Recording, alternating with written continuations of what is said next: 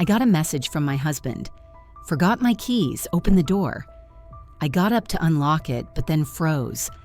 My husband was lying right next to me in bed. His phone was on the nightstand. From outside, someone turned the doorknob. I wake up to the sound of my phone. A message from Michael. Forgot my keys, open the door. Sleepily, I rub my eyes, trying to return to reality. The clock on the nightstand shows 2:17 a.m. Strange. Michael never comes home this late, not even after office parties. I throw on my robe and start toward the door, but something feels wrong. I turn my head and freeze. Michael is asleep beside me, his breathing steady and deep. His phone lies on the nightstand, the screen dark. My blood runs cold. At that moment, I hear someone carefully turning the doorknob. The metallic sound in the night silence is deafening. Panic washes over me. "Michael!" I shake his shoulder. "Michael, wake up!" He reluctantly opens his eyes, irritation in them. "What is it, Scarlett?" he asks hoarsely. "Someone's trying to get in," I whisper.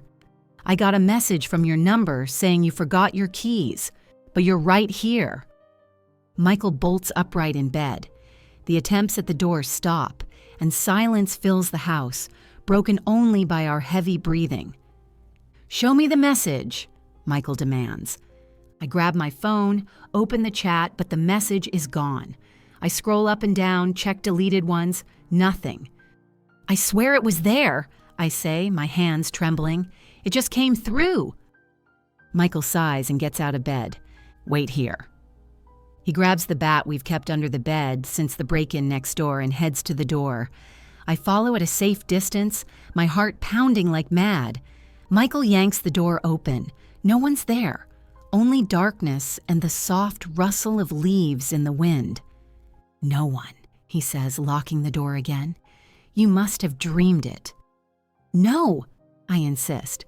"I saw the message and someone tried to open the door." Michael pulls me into his arms, his body warm from sleep. "Scarlett, you've been working too much lately. Maybe it's just stress?" But I know I'm not crazy. I know I saw that message. Still, I have no proof. "Let's just go back to bed," Michael yawns. "We've got an early morning tomorrow." Reluctantly, I return to the bedroom, but sleep doesn't come. I lie there straining to catch every sound while Michael sleeps peacefully beside me. One thought spins in my head. What the hell just happened? Morning brings no clarity. Over breakfast, I try to bring it up again, but Michael waves it off. "Scarlett, I've got a big presentation today." "Let's not do this now, okay?" He kisses my cheek and leaves, while I'm left alone with my thoughts. My interior design business requires full focus, but today I can't concentrate. Twice I make mistakes in the project calculations, something I never do. My assistant Lisa watches me with concern. "Are you okay, Scarlett?" she asks during our lunch break. "Just didn't sleep well," I reply, unwilling to sound paranoid. The day drags on endlessly, and by evening I almost convince myself Michael's right. Maybe it was just a nightmare. So vivid I couldn't tell it from reality. Michael comes home in a good mood. "The presentation went great," he announces, handing me a bouquet of tulips, my favorite flowers. "I think we'll get this contract." We have dinner, watch a movie, and the night's events begin to feel distant, unreal. Maybe I really imagined it? The next night, it happens again. Another message from Michael. "Forgot my keys, open the door." Another sleeping husband beside me. Another turning doorknob. But this time, I'm ready. I immediately take a screenshot of the message before waking Michael. "Again?" he asks skeptically after I explain. "Look," I show him the screenshot. "Here's proof." Michael stares at the screen for a long time, his face unreadable. "That's strange," he finally says. "Very strange." He goes to the door again, but just like last time, finds no one there. "Maybe someone hacked my account," Michael suggests as he returns to the bedroom. "I'll change all my passwords tomorrow." I nod, but the uneasy feeling won't leave me. Why that phrase? Why that time of night? And who was trying to open our door? Do you want me to call the police? Michael asks. I hesitate. What would I tell them? That I keep getting strange messages from my husband while he's asleep beside me? They'd think I've lost my mind. No, let's figure this out ourselves first, I answer. Maybe we should install cameras. Good idea, Michael agrees. I'll take care of it tomorrow. But he doesn't. There's always something more important, more urgent, and every time I bring it up, Michael finds a reason to postpone setting up the cameras. Meanwhile, the strange things continue. A week passes, and I start to notice Michael has changed. Not physically, but sometimes it feels like I'm living with two different men. On Monday, we watched a new series on Netflix. On Tuesday, when I mentioned it, Michael looked at me in confusion. We didn't watch any series, Scarlett. We went out to a restaurant, remember? But we didn't go out. I remember clearly. We stayed home because it was raining, and Michael didn't want to go anywhere. On Thursday, he couldn't find his favorite tie. I put it in the top drawer, he said, rummaging through the wardrobe. But you never put your ties in the drawer, I argued. You always hang them on the rack. Michael looked at me as though I were speaking a foreign language. What? I always keep them in the drawer. But that's not true. After 5 years of marriage, I know his habits by heart. And then came the night visits. They became regular. Every few days, the message, the sound of the turning doorknob, and no one outside. Michael grew increasingly irritable each time I brought it up. Scarlett, you're obsessing over this, he said after the latest incident. Maybe you should see a doctor. You think I'm crazy? I asked, anger rising inside me. I didn't say that, Michael defended himself. But you see it yourself. There's no evidence. Maybe it's just work stress. My business was indeed thriving, and I was working harder than usual. The new shopping center project could push my company to a whole new level. Maybe Michael was right. Maybe stress really was playing cruel tricks on me. But I knew I had seen those messages. I knew I had heard someone trying to open our door, and I knew something was wrong with Michael. Scarlett, honey, do you have a minute? It's Lisa, my assistant. She's standing in the doorway of my office, looking worried. Of course, I reply, setting the blueprints aside. What's wrong? Lisa closes the door and sits across from me. Sorry if I'm overstepping, but... Are you okay? What do you mean? You haven't been yourself these past 2 weeks. You've been forgetting meetings, making mistakes in calculations, always looking exhausted. That's not like you. I sigh. Lisa has been working with me for 3 years, and we've become almost friends. I just haven't been sleeping well, I say, not wanting to go into details. Problems with Michael? She asks cautiously. No, I don't know, I admit. Something strange is happening, Lisa. Sometimes I feel like I'm going insane, and I tell her everything. The night messages, the attempts to open the door, how Michael forgets things we've done and insists on things that never happened. Lisa listens attentively, without interrupting. When I finish, she's silent for a long time. Do you believe me? I ask, already bracing for her to dismiss me as paranoid, like Michael does. Of course I believe you, she says, but it sounds terrifying. Have you thought about installing cameras? Yes, but Michael always finds a reason to delay it. That's strange, Lisa says thoughtfully. Really strange. Listen, I have a small camera I use to watch my dog when I'm away. Do you want me to bring it for you tomorrow? Really? I feel relief wash over me that at least someone believes me. That would be wonderful. And also, Scarlett.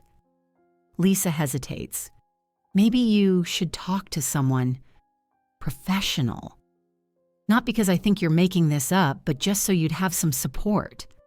I nod. Maybe it's not such a bad idea. I'll think about it. Thank you, Lisa. That night, strange things happen. Michael gets up in the middle of the night, mumbling something about needing the bathroom. I stir awake, but not fully, and soon drift back into sleep. I don't know how much time passes, but suddenly I feel someone's presence in the room. I open my eyes and see the silhouette of a man standing by the bed. At first, I think it's Michael returning from the bathroom, but something is wrong. Moonlight filters through the curtains, falling across his face, and I see a mustache. A thin, neatly trimmed mustache Michael has never had. He stands motionless, just watching me. He's wearing a shirt, though Michael always sleeps without one. Terror seizes me. I scream as loudly as I can. The man, this man who looks like Michael but isn't, jerks back and quickly leaves the room. I hear footsteps down the hall, then the sound of the front door opening and closing. Moments later, Michael rushes in, flipping on the light. "What happened?" he pants. "Scarlett, what happened?" I can't speak at first. I just point to the door. There was a man, I finally manage. He looked like you, but he had a mustache and he was wearing a shirt. Michael pales. "I'll check the house," he says, gripping the bat again. He searches every room, checks all the doors and windows, but finds nothing. "There's no one," he says, returning to the bedroom. "Everything's locked." "I saw him, Michael," I insist, trembling all over. "He was standing right here." Michael sits beside me on the bed and takes my hands. "Scarlett, I'm worried about you," he says softly. "These night incidents, and now this, I think you need to see a doctor." "You don't believe me." "It's not a question, it's a statement." "It's not about belief," Michael replies, "but the fact is, there's no one in the house. Every door and window is locked." How could anyone get in and out? I don't know the answer. I only know that I saw that man as clearly as I see Michael now. "Let me book you an appointment with Dr. Brenner," Michael suggests. "He's a very good specialist. A lot of people at my company go to him." I'm too exhausted to argue. "All right," I agree. "Make the appointment." Inside, I know I'm not crazy, but maybe Dr. Brenner can help me figure out what's going on. Dr. Richard Brenner turns out to be a middle-aged man with kind eyes and a calming voice. His office feels cozy, lined with books, soft chairs, warm lighting, nothing like the sterile hospital rooms I had imagined. "So, Mrs. Harris," he says, as Michael and I sit across from him, "your husband told me about some unusual experiences you've been having. Could you describe them in your own words?" I glance at Michael, who gives me an encouraging nod, and I begin. About the night messages, about the man trying to open our door, about Michael's double with the mustache. Dr. Brenner listens intently, occasionally jotting notes in his notebook. "I have proof," I say, pulling out my phone. "I took screenshots of the messages. But when I open the gallery, the screenshots are gone. I scroll up and down, check different folders, but they're simply not there." "They were here," I say, panic rising. "I swear they were." "Scarlett," Michael says gently, "you showed me a blank screen, remember?" There were never any screenshots. "No," I almost scream. "I showed you the message, forgot my keys, opened the door. You yourself said it was strange." Michael gives Dr. Brenner a helpless look. "I didn't want to argue with her," he says. "She seemed so certain." "That's a normal reaction, Mr. Harris," Dr. Brenner nods. "You did the right thing." I can't believe this is happening. They're talking about me as if I'm not even here, as if I'm some broken machine that needs to be fixed. "I'm not crazy," I say, clenching my fists. "I know what I saw." "No one is saying you're crazy, Mrs. Harris," Dr. Brenner replies gently.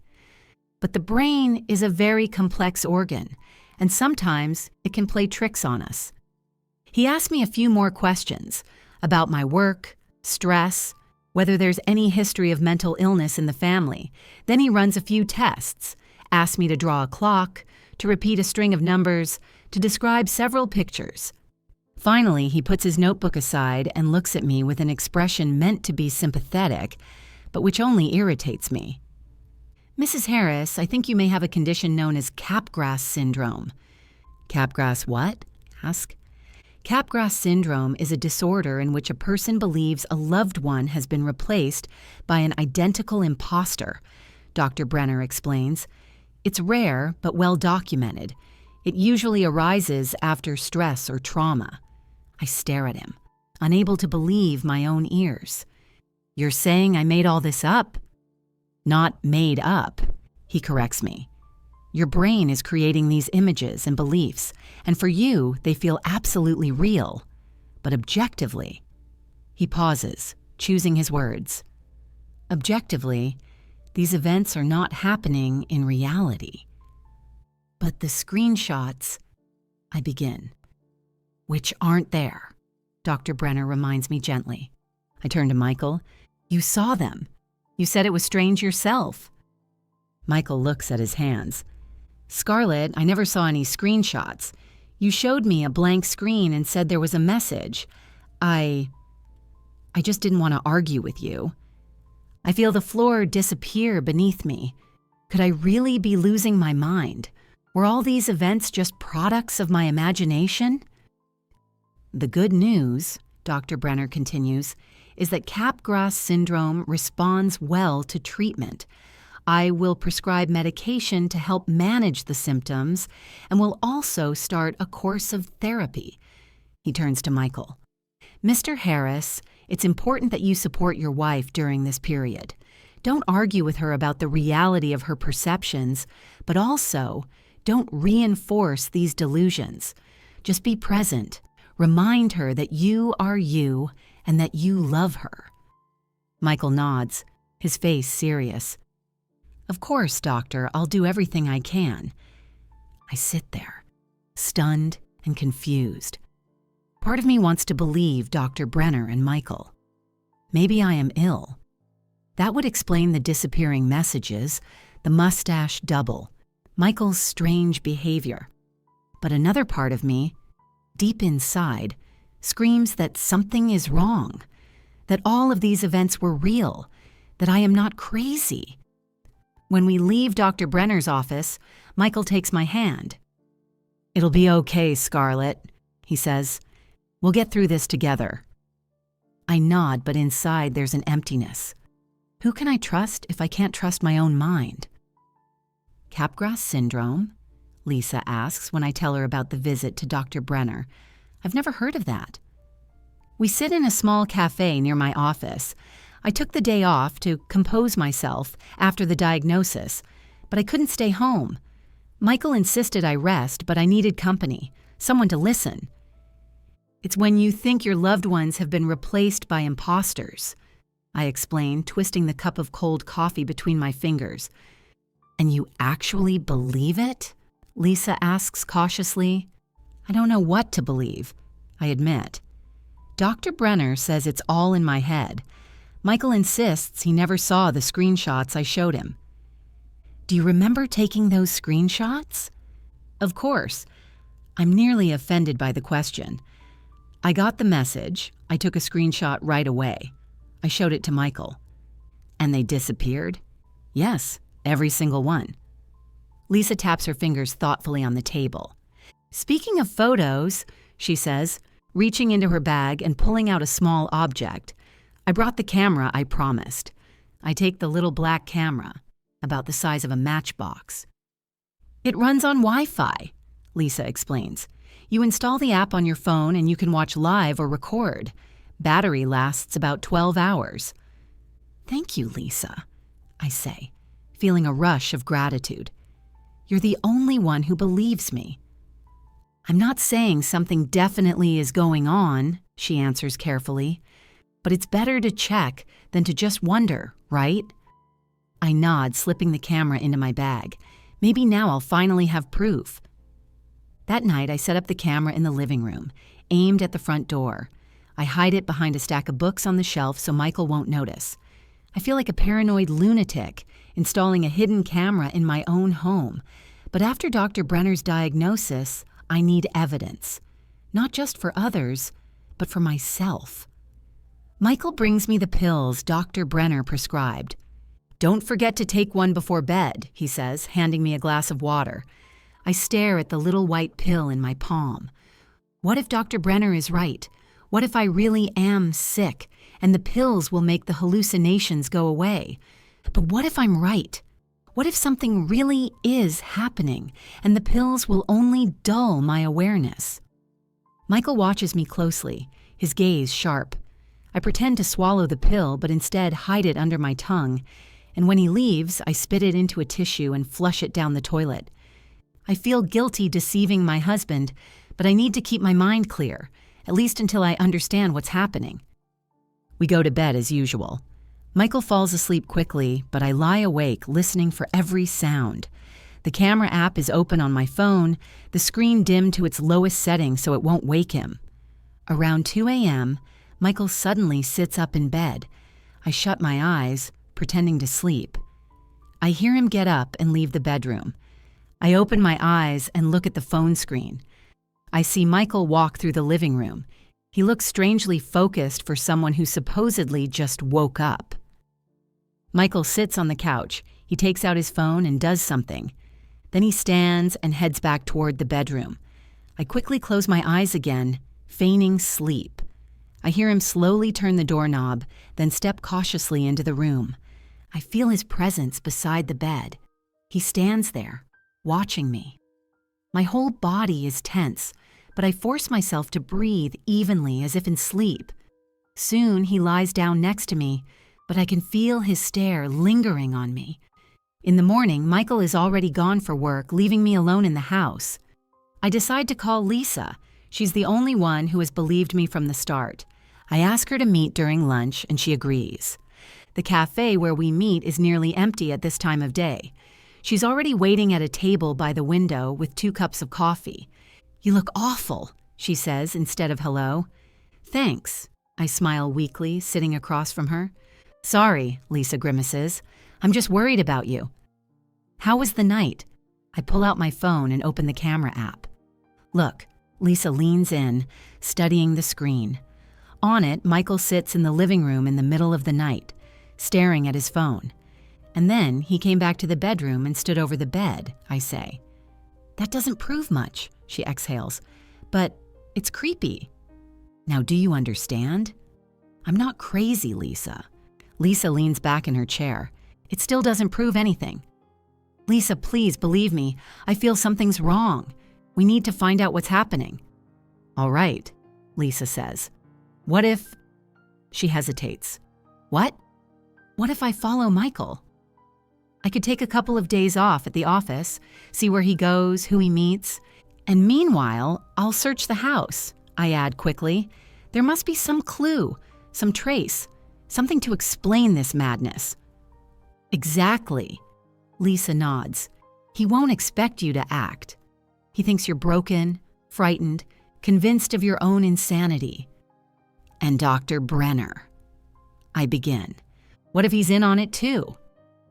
Lisa finishes my thought. I shudder. "We need to be careful," I say. "If Michael realizes we suspect something—" "He won't understand," Lisa replies confidently. "I'll be very careful, I promise. And you keep pretending to take the pills. We work out the details of our plan. Lisa will start tailing Michael tomorrow, and I'll search the house thoroughly while he's out. We'll communicate only in person, no calls or messages. Who knows whether Michael checks my phone? When we part, I feel both fear and relief. Fear of what we might find, relief that I'm no longer alone in this nightmare. The next 3 days pass in tense waiting. I keep pretending to take the pills and act as if I'm starting to accept the diagnosis. Michael seems pleased. He's become more attentive, more caring. "Dr. Brenner says you're making progress," he tells me at dinner, smiling. "I'm so glad, Scarlett." Soon this will all be over. I force a smile in return. Yes, I'm feeling better. These pills really help. Every night I wait, breath held, but the night visits stop. Michael sleeps beside me until morning without getting up. Maybe he realized I suspect something, or maybe he simply changed tactics. Finally, the day comes for my meeting with Lisa. I tell Michael I want to take a walk to clear my head, and he agrees, only asking that I don't be gone long. Lisa is waiting at the park on a bench by the pond. Her face is serious, and I immediately know she's found something important. "What did you find?" I ask as I sit down. Lisa takes a deep breath. "Scarlett, this won't be easy to hear. Just tell me." I saw Michael with another woman, a young blonde. They met in a cafe. I heard them talking. He called her Sarah. Then they went to an apartment in the city center. She's pregnant, Scarlett. About 6 months along. The ground drops out from under me. Pregnant? 6 months? That means the affair has been going on for a long time, long before these strange events began. Are you sure? My voice sounds hoarse. Absolutely. Lisa pulls out her phone and shows me photos. Michael sitting in a cafe with the young blonde, then walking down the street hand in hand. In the last photo, they kiss at the entrance to an apartment complex. I can see her profile. Her belly is noticeably rounded. I followed them to the apartment, Lisa continues. He stayed there about 2 hours, then went back to the office. The next day it happened again. Lunch together, then to her place. I look at the photos in silence as cold rage builds inside me. Everything begins to fall into place. "What did you find at the house?" Lisa asks. "I found a shirt hidden behind a panel in the bathroom and a fake mustache. The same mustache I saw on the double." Lisa goes pale. "So it was him. He pretended to be his own double to scare you, to make you think you're going insane. But why?" I shake my head. "Why go to all that trouble? If he wants to be with her, why not just leave?" "There must be something else," Lisa says thoughtfully, "something we don't see." We sit in silence trying to work out Michael's motive. Then it hits me. A prenuptial agreement. I exhale. We signed one before the wedding. If Michael leaves me, he gets nothing. If I leave him, he gets 1/3 of my business. And if you're declared incapacitated, Lisa says slowly, then, as my husband, he would become my guardian and gain control over everything. The business, the accounts, the assets. My God, Lisa squeezes my hand. Scarlett, he wants to take everything. And he almost did. I feel tears rising but force myself to hold them back. We need evidence, Lisa. Irrefutable proof we can give to a lawyer and the police. You need to check his phone, Lisa says. There might be messages to this woman, other proof. He never parts with his phone. I shake my head. He always keeps it on him. Then we have to create a situation where he's forced to leave it behind, Lisa thinks aloud. I have an idea.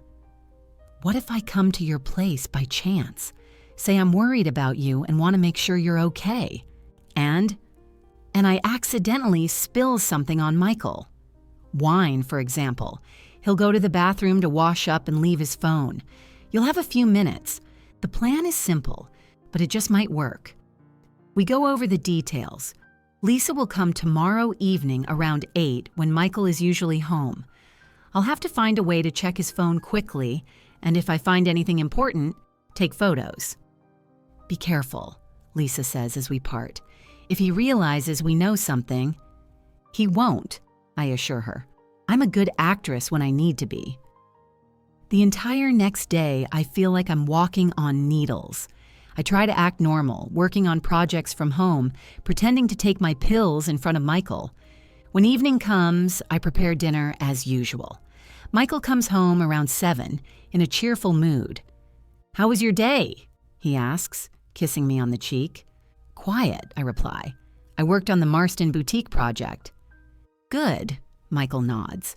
Dr. Brenner says work is good therapy as long as it doesn't cause too much stress. I force myself to smile and say nothing. Inside, rage is boiling, but I can't afford to let it show. We eat dinner, talking about trivial things. At 7:55, I get a message from Lisa. Getting out of the taxi. Everything is going according to plan. Exactly at 8, the doorbell rings. Who could that be? Michael frowns. No idea. I shrug. I'll get it. At the door stands Lisa, holding a bottle of wine. Hi, she says with exaggerated cheerfulness. I was passing by and thought, why not drop in? How are you, Scarlett? Michael said you've been unwell. I pretend surprise, then delight. Lisa! How sweet of you to stop by. Come in, we just finished dinner. Michael doesn't look thrilled, but greets Lisa politely. We move to the living room and Lisa opens the wine she brought. Let's drink to your health, Scarlett, she suggests, pouring glasses. Michael is still tense, but takes his glass. His phone lies on the coffee table and I notice the screen light up with a new message. Michael notices too and reaches for it, but Lisa chooses that exact moment to trip and spill wine all over his white shirt. Oh my God, she gasps. Michael, I'm so sorry. I'm such a klutz. Michael jumps up, brushing at the stain. Damn it, Lisa. Sorry. Lisa grabs napkins and fusses at the mess, only smearing it more. You need to wash this immediately or it'll set. In the bathroom, I tell Michael. There's stain remover in the cabinet. Michael exhales irritably. Fine. I'll be right back. He leaves, forgetting about the phone still on the table. The moment his footsteps fade, I snatch it up. I scroll quickly through the messages. The fresh one was from a colleague, nothing important. In his Messenger app, most conversations are ordinary. Work chats, texts from his mom, nothing suspicious. Clearly, he's been deleting things. But then I notice one app with a plain title, T. I've never seen it before. I open it and find a password prompt. I try our wedding date, his birthday, my birthday, nothing works. Then I type Sarah. The app opens. Of course, I think. The app looks like a chat with some kind of operator, but what I read makes my blood run cold. From the conversation, it's clear.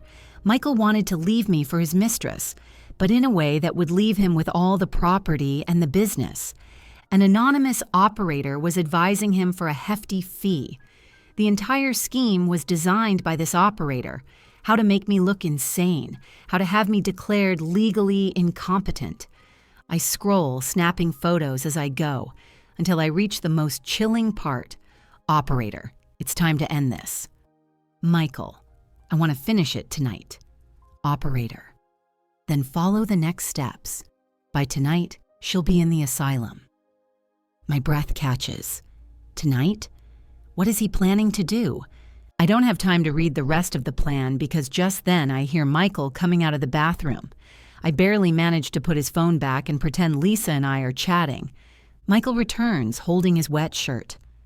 I'll have to put on another one, he mutters, still irritated. Lisa, maybe it's time you left. Scarlett needs her rest. Of course. Lisa agrees quickly, throwing me a meaningful glance. Sorry again about the shirt. I'll send you a new one.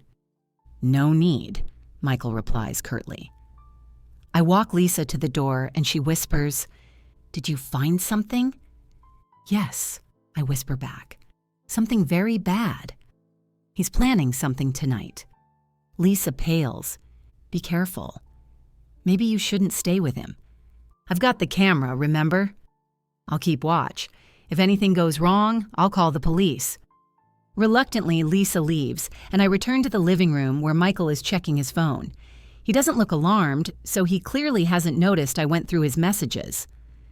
Sorry about Lisa, I say, feigning embarrassment. She can be a little pushy sometimes. It's fine. Michael slips his phone into his pocket. How are you feeling? Are the pills helping? Yes. I pretend to yawn, though they make me really sleepy. That's normal, Michael nods. Come on, I'll help you to bed. I let him lead me to the bedroom, my mind racing with what I had just read. I pretend to fall asleep, but I keep my eyes half closed, watching Michael through my lashes. He sits beside me, scrolling on his phone, then quietly leaves the room. As soon as the door closes, I grab my own phone and open the camera app. I see Michael walking into the living room, sitting on the couch, turning on the TV. Is he waiting for me to fall asleep, or for a certain time? My heart pounds with fear and tension. The minutes drag unbearably.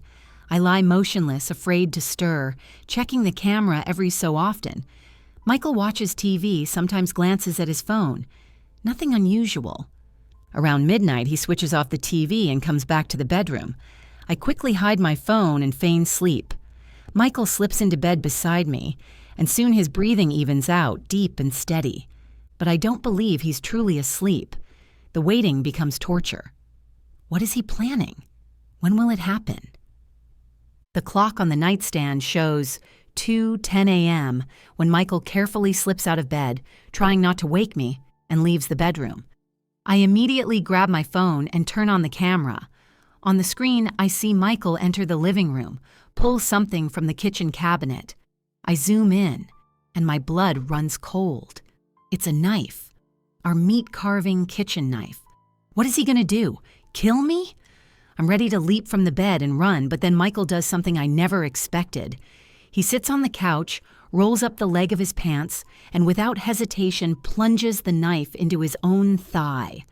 A scream of pain rips through the house. I stare at the screen in shock, unable to believe my eyes. Michael stabbed himself.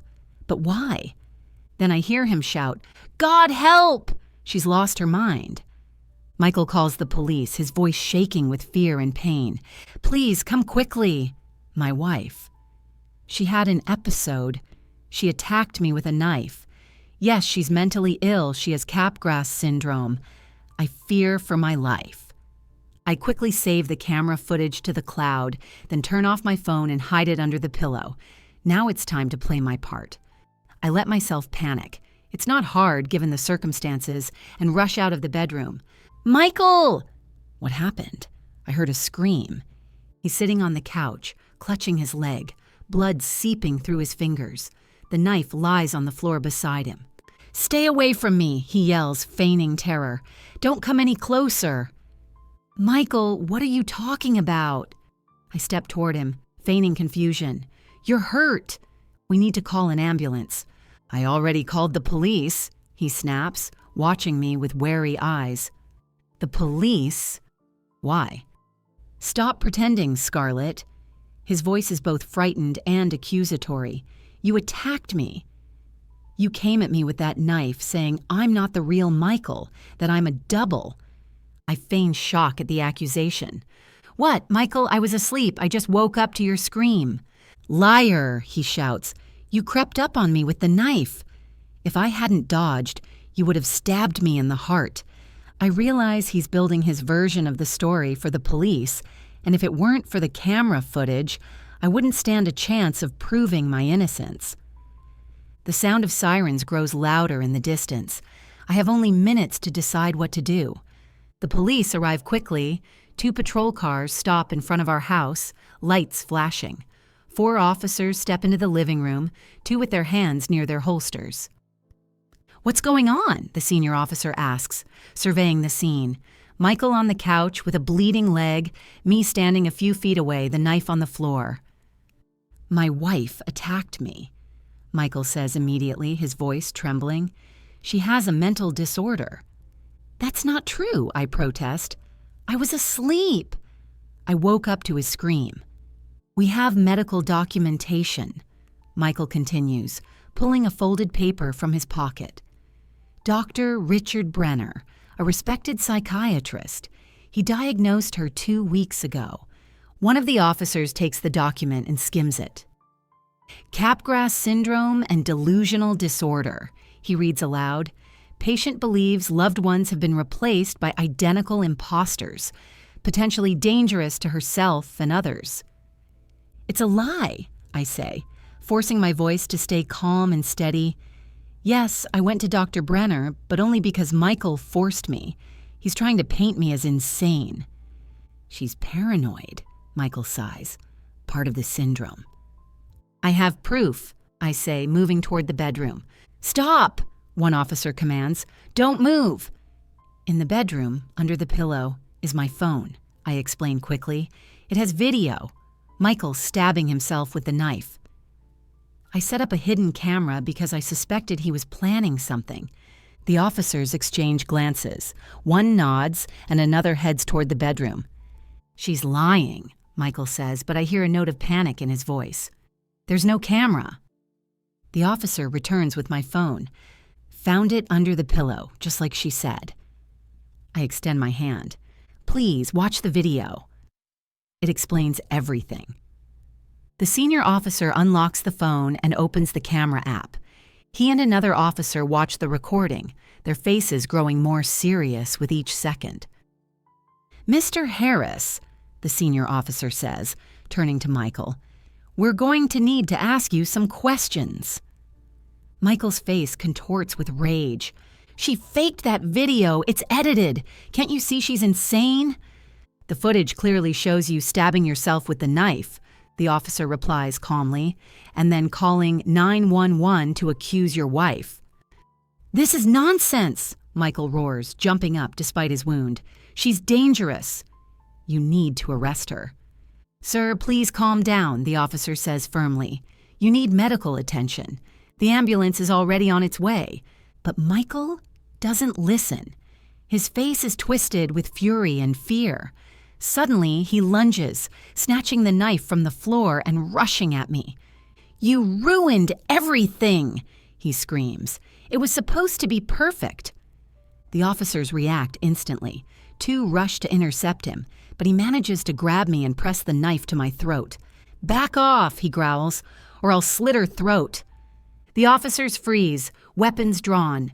Mr. Harris, put the knife down, the senior officer says evenly. You're only making this worse. Shut up, Michael shouts. You'll all walk out of here and Scarlett and I will talk this through. It's just a misunderstanding. Just a misunderstanding. I feel the blade pressing against my skin.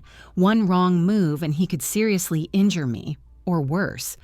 But I also feel Michael's panic. His hand is trembling, his breath ragged. Michael, I say softly, it's over. I saw the messages on your phone. I know about your pregnant mistress. I know you tried to drive me insane to steal my business and my money. He presses the knife harder against my throat. You don't understand, he hisses in my ear. We could have been happy if you had just given in. Sarah's pregnant. I needed the money for a new life. I planned everything. The plan was perfect. Tell me, I urge, stalling for time. Out of the corner of my eye, I see the officers edging into position. They would have declared you incompetent, Michael says, pride seeping into his voice. I would have become your guardian. Everything you own, the business, the house, the accounts, would have come under my control. I'd gradually liquidate the assets, sell the business, and tuck you away in a nice psychiatric clinic. Everyone would pity me, the poor husband with the insane wife. And the messages? The knocks at the door? The double with the mustache? Michael laughs, but there's no humor in it. Scheduled texts. The knocking was my friend. Remember Pete? He was about to leave for Europe, the perfect accomplice. And the mustache. He snorts. A cheap gag from a novelty shop. I knew you weren't asleep, so I put it on to scare you with a double. Pretended not to remember things. Told you stories that never happened. And the screenshots? The messages? Of course I deleted them. Why, I ask, though I already know. So you'd start doubting yourself. So you wouldn't know what's real and what isn't. At that moment, one officer makes a sharp move. Michael turns instinctively, loosening his grip. I seize the moment, wrench free, and collapse to the floor. Everything happens fast. The officers tackle Michael, disarm him, and snap handcuffs around his wrists. He screams, threatens, then breaks into sobs, but no one pays attention. They lead me into the kitchen, away from the chaos. One officer brings me a glass of water and a blanket. I hadn't even realized I was shaking. You'll need to come to the station to give a statement, he says, but not tonight. Morning will be soon enough. I nod, unable to speak. The shock begins to fade, leaving only exhaustion and emptiness. The ambulance arrives, paramedics tending to Michael. The wound isn't life-threatening, but requires stitches. He's taken to the hospital under guard. After treatment, he'll go straight to jail. When everyone leaves, the house is silent. I sit on the couch, staring at the bloodstain on the floor. It's over.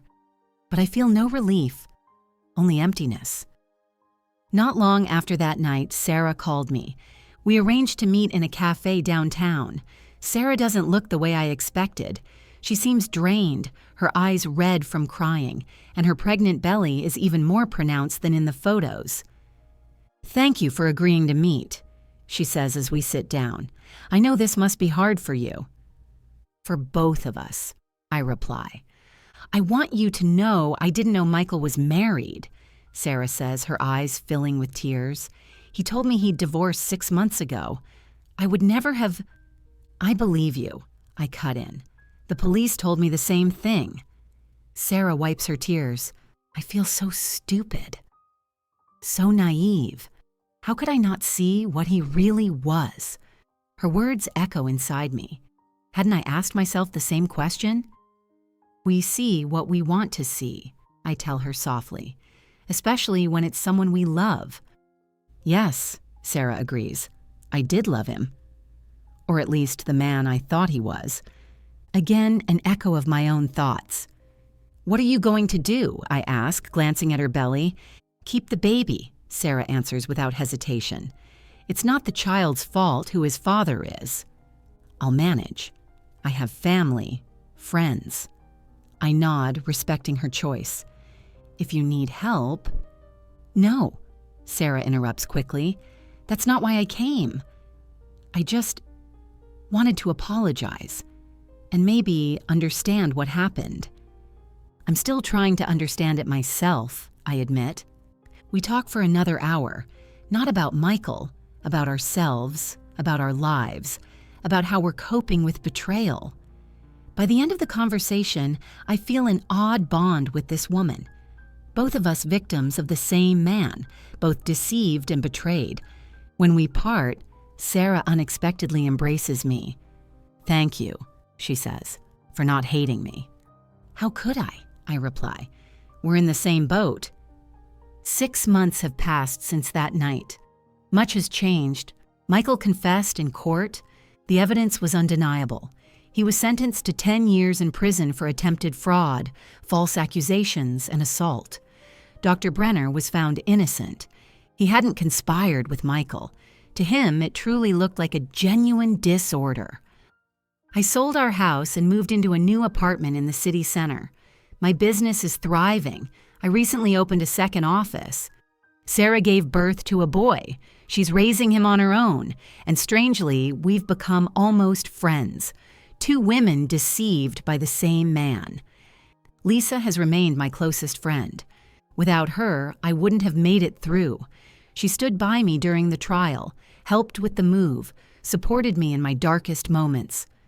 Sometimes I still wake in the night from nightmares, hearing the message, "Forgot my keys, open the door." Sometimes I imagine the sound of a doorknob turning, but it's only an echo of the past, and with each day it grows fainter. I've learned a lot over these months.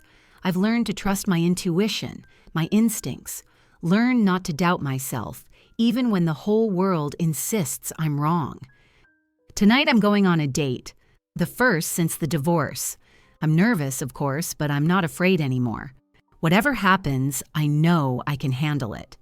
Because now I know exactly who I am, and no one will ever make me doubt it again.